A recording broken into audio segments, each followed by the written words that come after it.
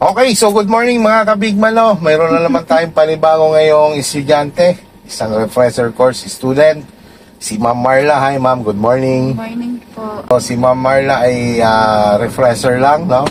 So, dadagdagan lang natin yung kaalaman niya sa pagdadrive. Mag-start po tayo sa stop and go. Kahit po ito ay automatic para po matansya mo yung preno at saka pagagas. Ano po? Okay, so i-exercise din kasi natin yung gas, tas off, brake, gas, and then brake. Ano? Yan. So, gamitin nyo lang po ang pakiramdam nyo. Focus lang sa unahan. Sulyap lang sa mga side mirror at rear mirror. Ano po? Sige, tara. Go na tayo. Full brake. Full talaga ha. And then, lagay sa drive. Yan. Basta patag, pwede yan. Yan. Tapos, release si handbrake. Muna si handbrake. Yan. Release ngayon si brake. Punta kay gas.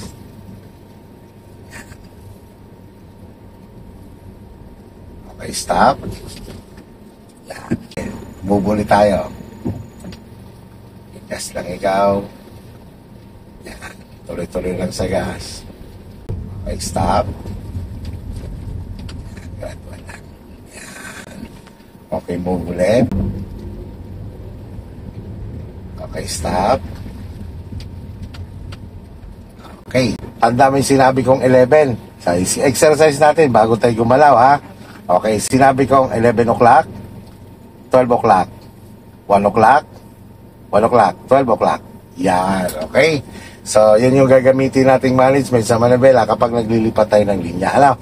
Pag-move natin ngayon, Ma'am Marla, tayo ay lilipat dito sa left lane. Ano? Okay, so ganito ang paglilipat ha, hindi yung agad-agad lilipat. Sige, move muna ikaw dito sa lane na to. Okay, sige, gas lang ikaw.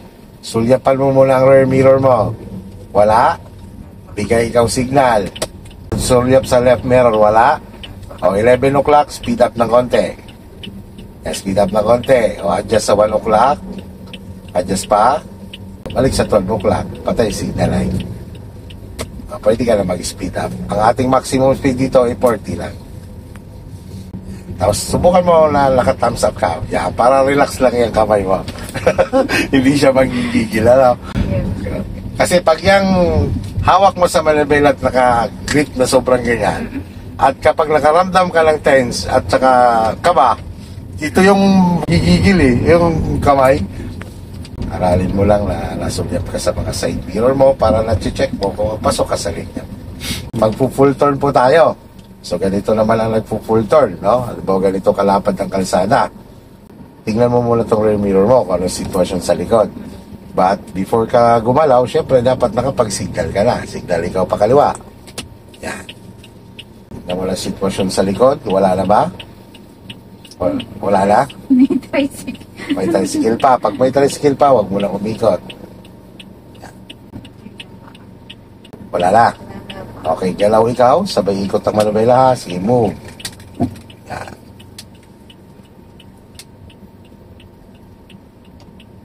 Diyan tayo papatak sa lane na yan. Yung lane ng kotse na yan. Yan. Yan ka na sa lane. Sundan mo lang yung kotse.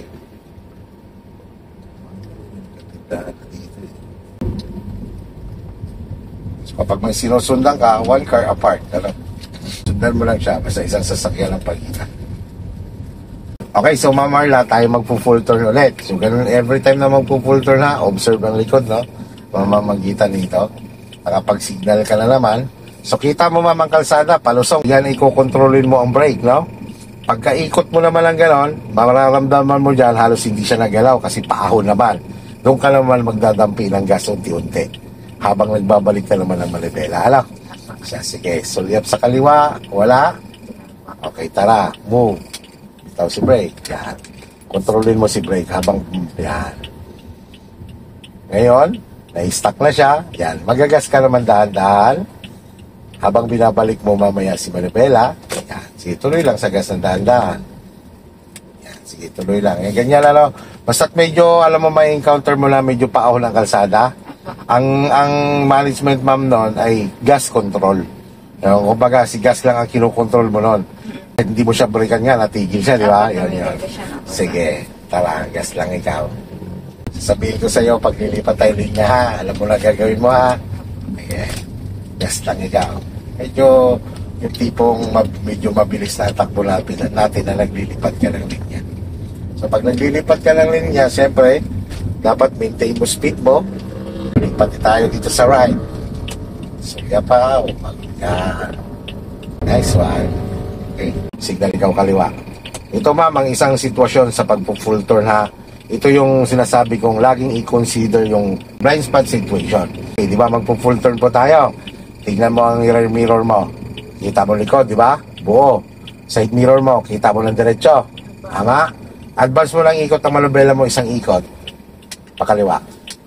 Okay, check ulit. Wala, mayroon. Wala po. Wala po. So, pero mayroon sa harap. Ano? So, dahil yung nasa harap natin, nandun pa naman yan, pwede ka na mag-move. I-move ikaw. I-move. Tuloy ikot ang manubela. Tuloy. Okay, stop. Halimbawa, galing ka dito sa linya na to.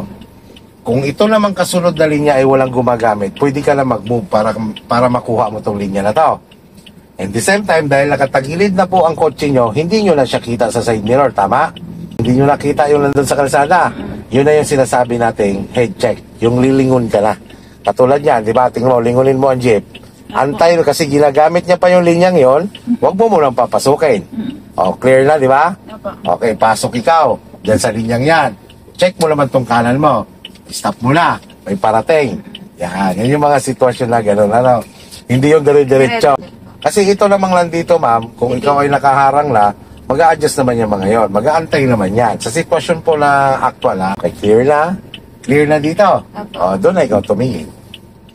Yan na sa pupuntahan lang ang tingin. Okay, ito naman yung buwelta. Aatras tayo, Ma'am Marla, dito sa kanan mo. Siyempre, pag umaatras tayo, ang katulong mo dyan ay ang pagtingin mo sa mga side mirror mo, rear mirror.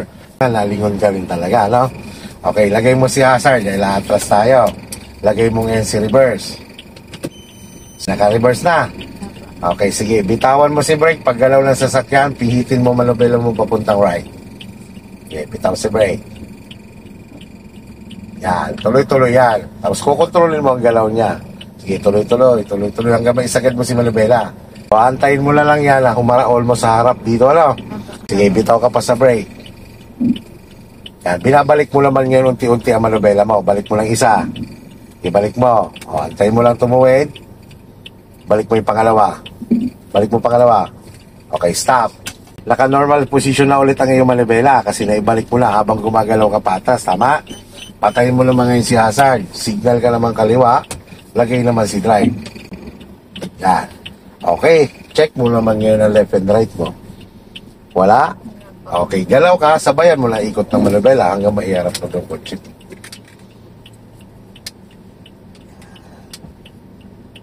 Palang labalik na lang isa. Humarap bago may balik yung pangalawa. Yan. Saka ka ngayon nagagas. Yan ito. So, tuturuan kita yung pagbalik ng manibela, no? Kung kamay ko, paggalaw nyo po, nakagalong ka pa lang, nakasagad na yan si manibela. Nakaganyan ka pa lang, pero ang manibela mo nakasagad na noon. So, antayin mo na lang, di ba? Haharap ka dun sa lane na pupuntahan mo. Ang pagbalik naman ganito. Sige. Signal sa kaliwa, sulyap. Kaya bitaw lang si brake. Sabay ikot si manibela. Sige, tuloy-tuloy. Yan, di ba? Ganyan, nakasagad. Pigilin mo lang, ha? Sige lang, bitaw-bitaw lang sa brake yan. Okay, sige lang. Bitawan mo lang si brake. O dyan pa lang, bumabalik ka na ng isa. Balik mo lang. 1. Anta up. 1 lang. Antay mo humarap. Bago mo balik yung pangalawa. Yan. O, saka ngayon gas. Yan. Kasi pag binalik mo kaagad yon, nakadalawa kaagad, dito ka naman naharap. Yan. Isa mo na, yung almost ka palang papatak. Pag humarap na, saka mo balik yung pangalawa.